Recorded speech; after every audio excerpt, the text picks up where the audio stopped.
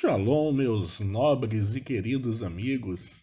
Hoje eu gostaria de convidá-los para a gente conversar sobre um tema bem peculiar. O meu canal, o nosso canal, é sobre o mundo judaico, sobre Kabbalah, judaísmo, Torá, mitzvot, entre outras coisas. Só que eu parei para pensar que eu nunca falei propriamente sobre o povo judeu, né? Sobre a nossa cultura. Falamos sobre tudo, mas não falamos do essencial do que é o judeu, basicamente. Antes eu gostaria de ler alguns textos bem interessantes, tá? De não judeus a respeito do povo judeu e depois a gente vai desenvolvendo o tema, tá bom?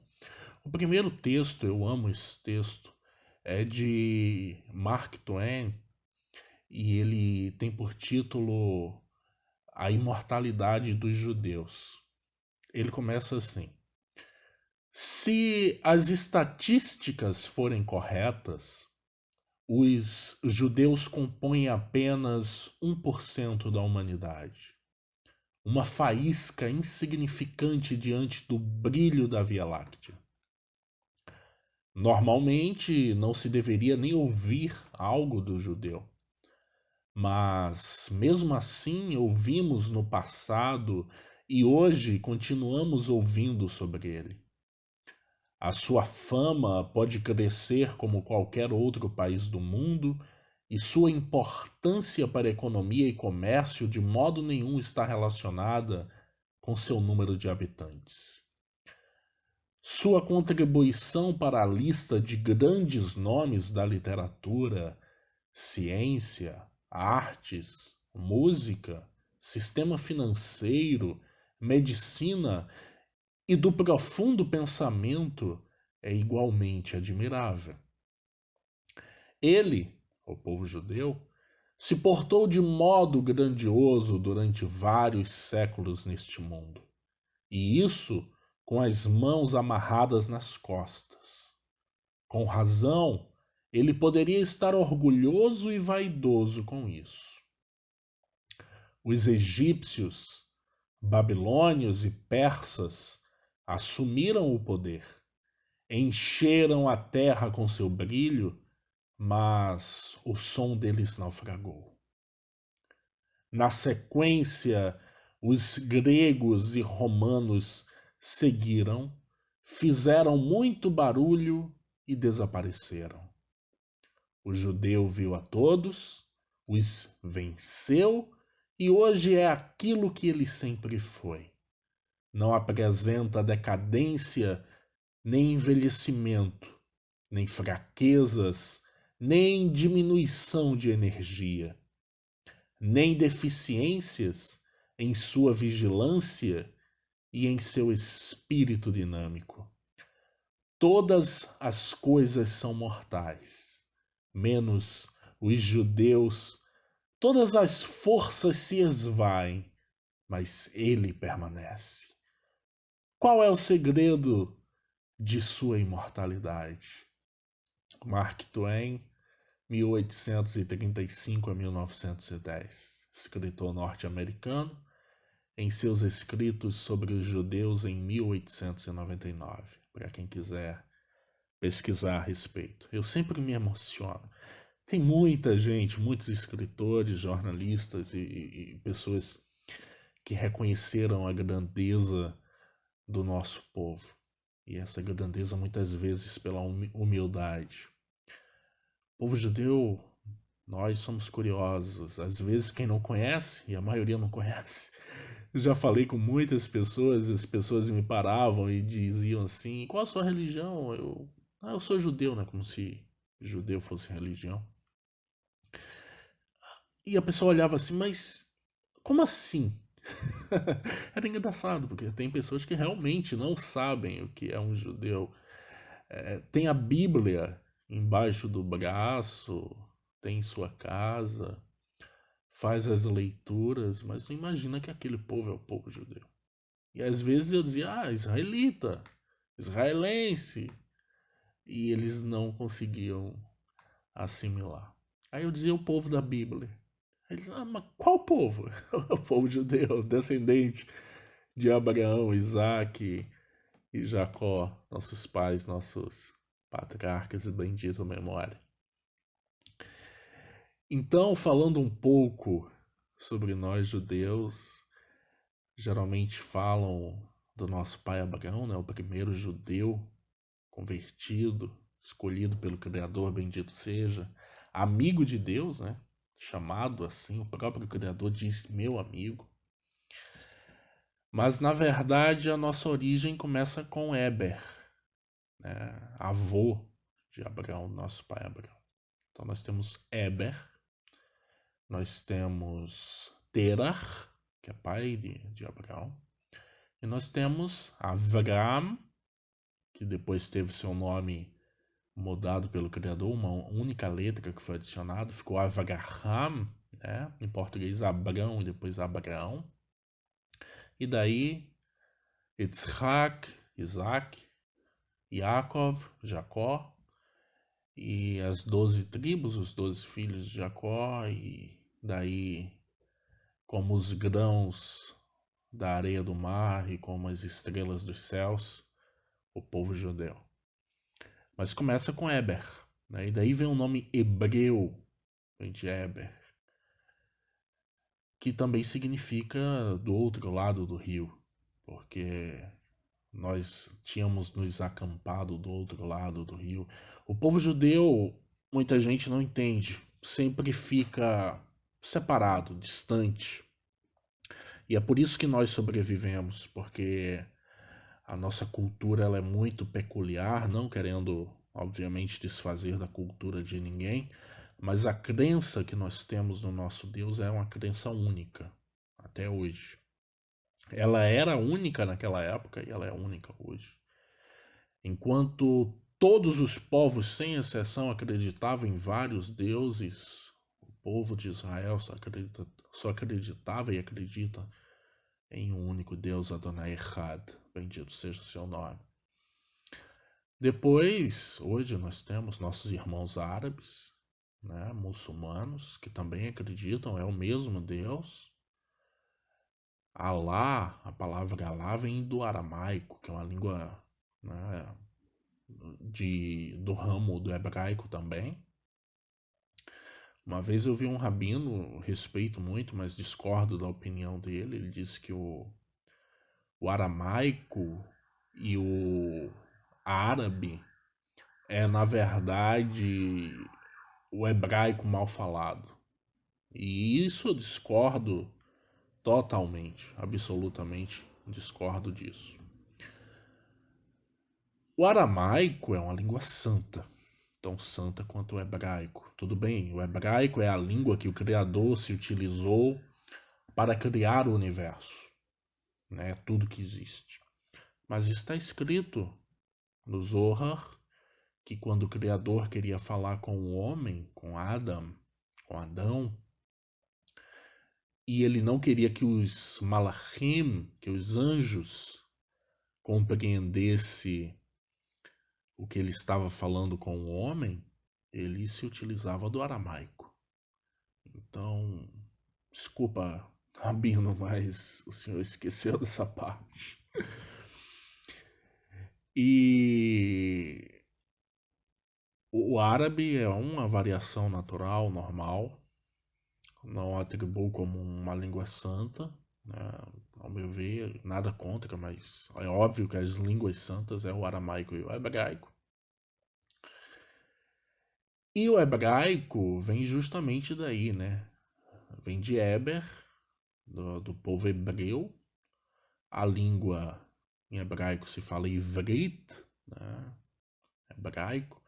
Inclusive, uma pessoa muito querida minha que fala inglês, ela disse em inglês o povo fala Hebrew, né? Hebreu, mas a pronúncia correta seria Hebrew mesmo.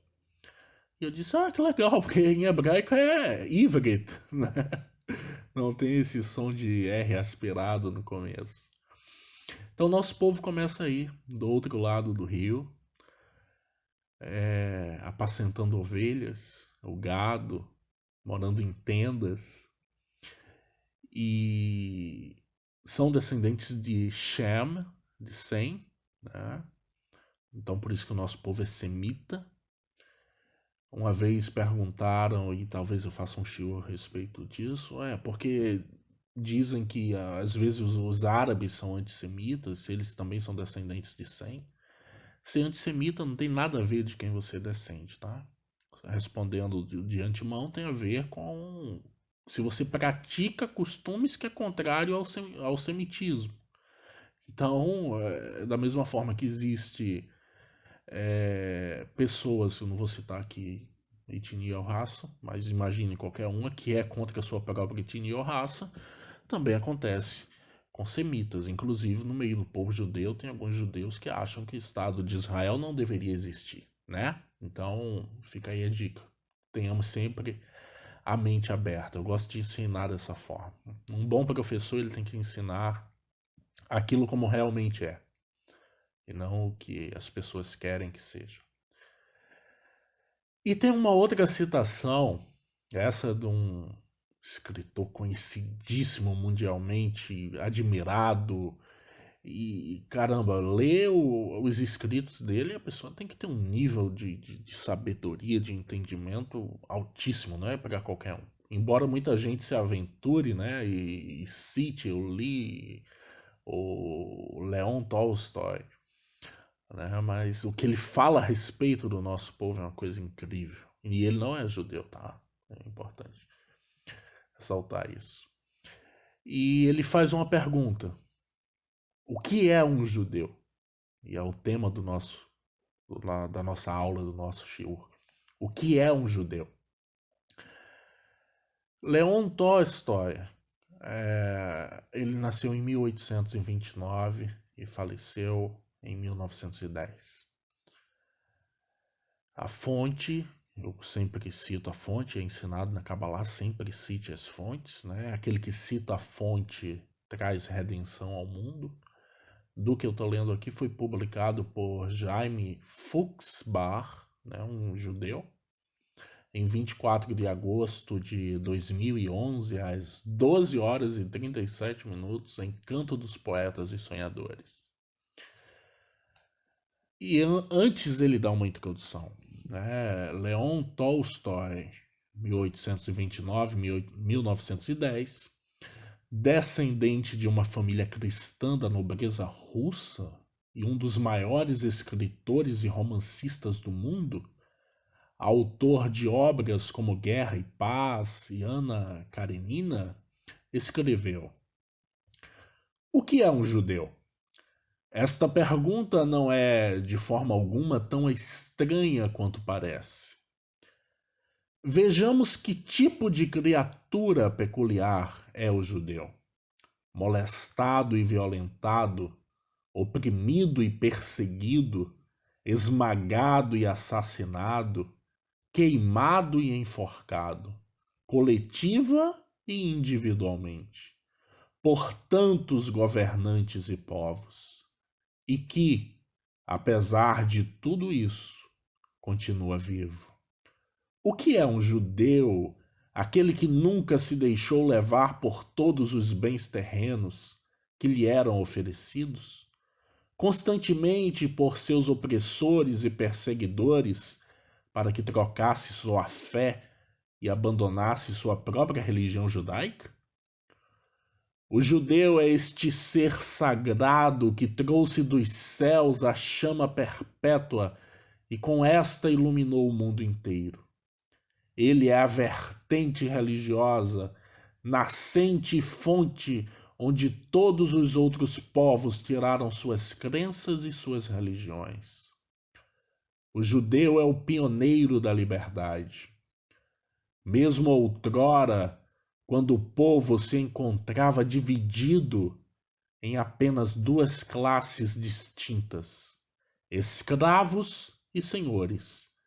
Mesmo naquela época longínqua, a lei de Moisés proibia a prática de se manter uma pessoa em cativeiro por mais de 6 anos. O judeu é o pioneiro da civilização.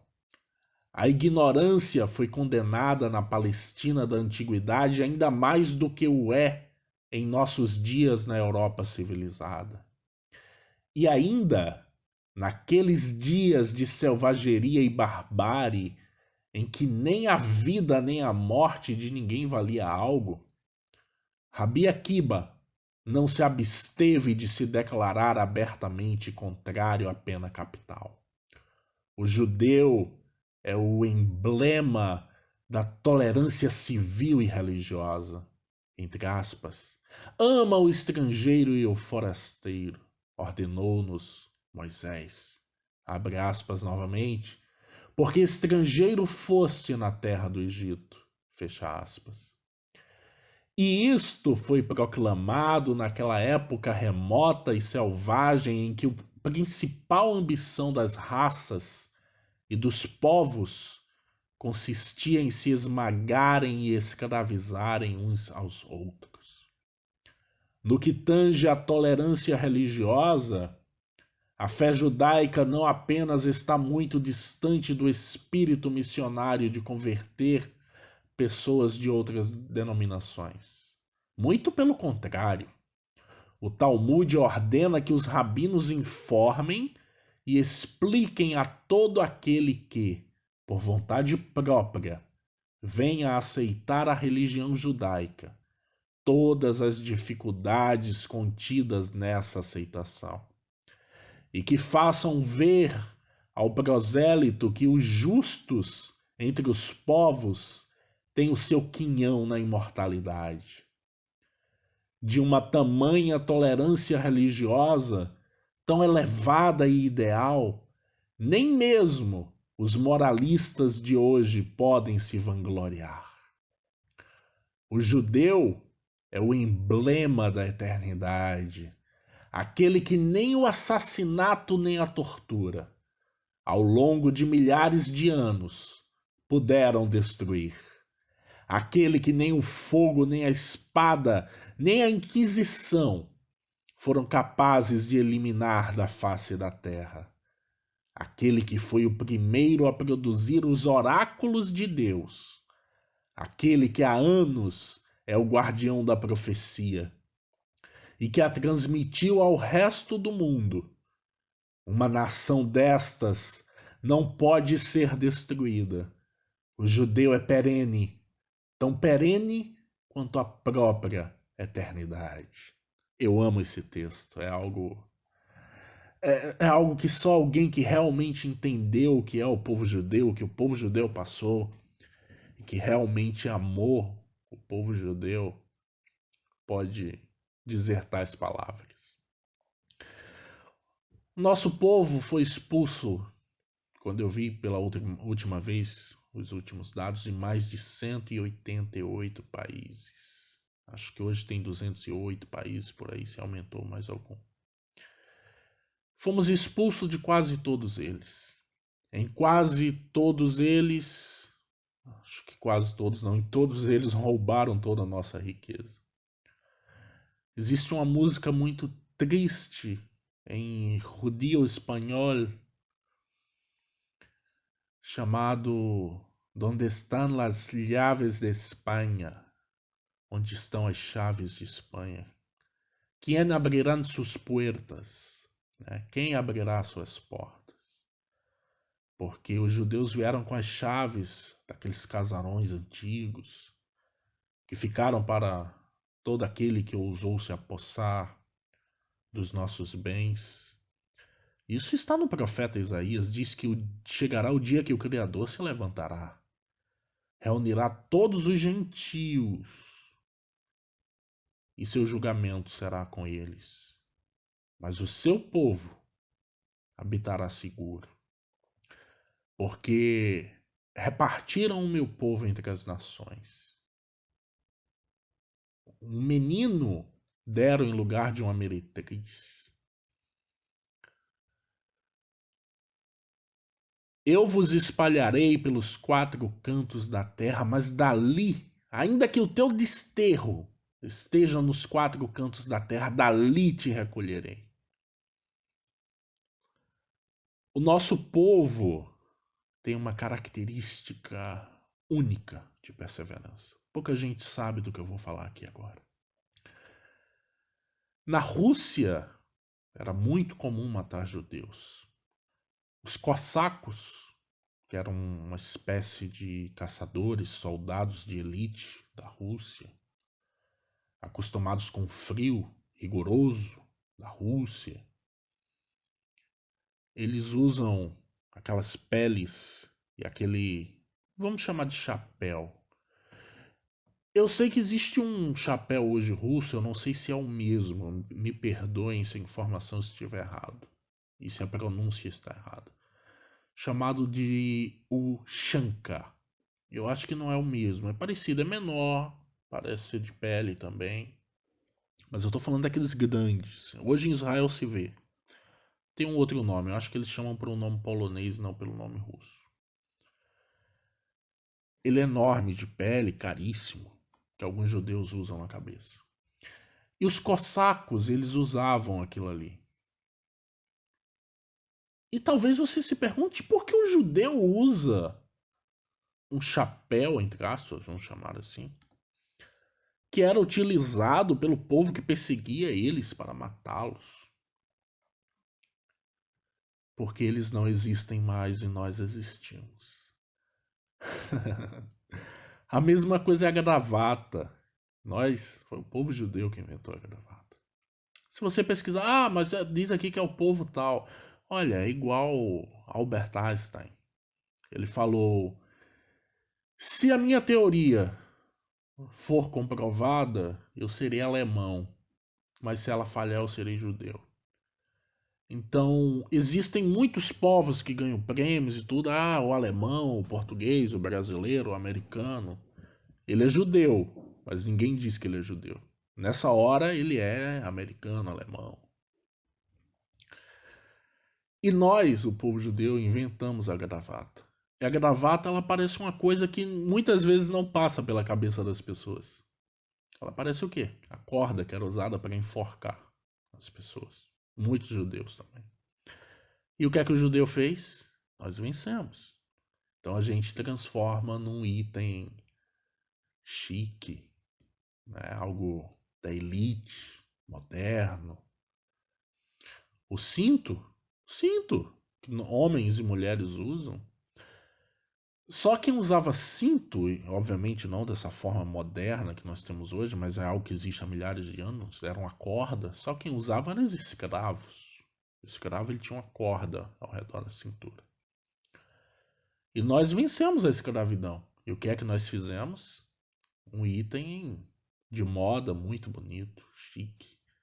E ele separa a parte de cima e a parte de baixo do corpo. A parte ali mais próxima do órgão sexual, mostrando que nós dominamos os nossos instintos, que nós não somos, perdão, um povo bárbaro, um povo que se deixa controlar pelo seu órgão sexual. E muitas outras coisas que nós adaptamos, que nós utilizamos e que era de perseguidores nossos. O povo judeu, ele chega num país fugido de outro, oprimido, sem dinheiro, sem posses, e ele consegue alcançar a riqueza. Uma vez eu li um artigo, infelizmente eu não o pesquisei antes, eu peço perdão por isso. Não posso citar a fonte aqui agora. Escrito por um negro, nosso irmão, né? Não existe outro povo que talvez possa entender o que o judeu passou, que não seja os nossos irmãos negros. E ele escreveu, e o título, talvez vocês possam achar, é: Os negros precisam aprender com os judeus. E o subtítulo eu acho que era algo como: Os judeus têm muito a ensinar aos negros. Porque da mesma forma que nós chegamos com a mão na frente e outra atrás e nós nos tornamos ricos, e nós alcançamos estudos e faculdades e isso e aquilo, infelizmente os nossos irmãos estão querendo cotas, reparação histórica. Não queira esse tipo de coisa. Um conselho sincero. Você nunca vai ver um judeu dizendo nós queremos reparação histórica. Até porque, me permitam, se nós fôssemos pedir reparação histórica para o mundo, era melhor entregar o planeta para a gente, né? Nunca se ouviu falar em cota para o judeu, por exemplo, em faculdade, em trabalho, né? O judeu ele faz a capará, que é um ritual onde se mata uma galinha e sacode sobre a cabeça, que se fosse qualquer outro povo, se fosse, por exemplo, nossos irmãos africanos de matriz africana, o povo diria que é macumba. Obviamente não é. A galinha é doada, ou o valor da galinha para caridade, mas é como um ritual, como se o pecado passasse para aquele animal. É mais um desencargo de consciência. Obviamente o animal não vai levar o nosso pecado. Então, meus queridos, nós temos muito em comum. Mas, na verdade, o povo. Não existe outro povo mais escravizado que o povo judeu. Na verdade, o primeiro povo a ser escravizado foi o povo branco. Tá? Não estou querendo aqui, obviamente, gerar polêmica entre um e outro. Todo tipo de escravidão é abominável. Não obstante, na Torá diz: lembra-te que foste escravo na casa da servidão, né, no Egito, na fornalha de ferro. Receba a todos bem, ama o teu próximo como a ti mesmo. Mas o primeiro povo a ser escravizado foi o povo judeu e outros povos brancos por povos negros africanos. O Egito eram negros egípcios. E o tempo de escravidão do judeu também é altíssimo. 430 anos, né? Já determinado pelo Criador para Abraão. Abraão não tinha nem filho ainda. O primeiro filho Abraão não tinha. E o Criador já tinha avisado. Ele está na Bíblia, por favor, leiam. Saiba que tua semente será peregrina e errante na terra, escravizada, e o período será de 430 anos. Inclusive é um erro que muita gente comete. Eu sou teólogo também, embora há uns 7, 8 anos não exerço. E eu sempre perguntava quanto tempo o povo judeu foi escravo no Egito e todo mundo dizia 400 anos. Não, 400 anos, se eu não me engano, 410 anos foi o tempo de permanência do povo hebreu no Egito. A escravidão foi, não, 430, se eu não me engano, é o tempo de permanência e 210 anos foi o tempo de escravidão no Egito. Gravem isso. Então o povo confunde o tempo de permanência com o tempo de escravidão. E confunde porque o Criador, ele disse que o tempo total de escravidão do povo judeu realmente seria de 430 anos. Só que isso é total, é Babilônia, Egito, Medopérsia, Império Seleucida, Roma, Alemanha recentemente. Inclusive há rabinos cabalísticos sábios que dizem que, pelo cálculo deles, faltam 1 ou 2 semanas. Hasve Shalom, que o Eterno, se possível, não permita. Mas tem uma profecia que diz que nós seremos atacados de dentro. E nós vemos isso hoje. Pessoas que se dizem judeus, e a gente sabe que não são, teoricamente nascem de mães e pais judeus, mas são raiz de Amaleque, espiritual, um conceito espiritual cabalístico. Não vai dar para eu falar nesse shiur, nessa aula. E que vão lá, beijam as pessoas que querem destruir Israel, dizem que o governo de Israel é ilegítimo, tiram fotos, são ativistas contra Israel, apoiam o BDS, né, o movimento de sanção e desinvestimento contra Israel, boicote, sanção e desinvestimento, BDS. E talvez esse ataque venha realmente de dentro de Israel. E tem uma profecia que diz que Israel será atacado de dentro e a maioria das pessoas serão destruídas, ficará só um remanescente. Esse remanescente volta, retoma e nunca mais, aí sim, nunca mais deixarão a sua terra. E infelizmente nós estamos vivendo essa época, é o que tudo indica. Este é o povo judeu. Tem muito mais coisas para falar, É um povo orgulhoso, isso é verdade, das suas conquistas, do seu entendimento. O nosso próprio Deus disse que nós somos um povo de dura cerviz, né? Pescoço duro. Mas ele também diz que não nos abandona de forma alguma.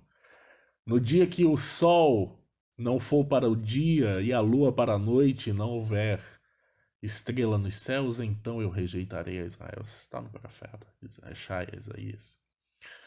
Meus queridos, muito obrigado pela atenção de vocês. É sempre um orgulho, um prazer tê-los me ouvindo, me prestigiando, comentando, enviando perguntas, dando sugestões de shiurim. A maioria que eu coloquei no grupo até agora são shiurims. Shiurim, né? Plural do plural não existe. Shiurim já é plural em hebraico. É aulas. A maioria das minhas aulas que eu estou subindo aí no YouTube já são antigas. A qualidade do áudio às vezes não está muito boa, as pessoas reclamam. Coloca um fone de ouvido, liga no caixa de som, tá bom? O conteúdo é bom, vocês vão gostar. Muito obrigado por tudo, que o Criador bendito seja aquele que é bendito. Abençoe a todos, envie uma bênção do lado direito, que é o lado da misericórdia, do trono da representação da glória divina. Envie Refuah Shlema, cura completa para quem precisar nesse momento. Envie Parnassá, sustento. Abra os portais da sabedoria que está na mente de cada pessoa para que possam absorver sempre o verdadeiro conhecimento, a verdadeira palavra do Criador. A Torá é um código, a Torá não é um livro, ou Bíblia, como vocês conhecem, não é um livro religioso. Maldito é aquele que toma a Bíblia como se fosse um livro religioso. A Torá é um código, tem que ser entendida como um código. Existem 4 níveis de interpretação da Torá, desde o literal até o nível sod, que é o nível místico, que é esse que eu trago para vocês, que é a Kabbalah. Então, mais uma vez, gratidão, que é uma das forças mais poderosas que existe no universo. Gratidão.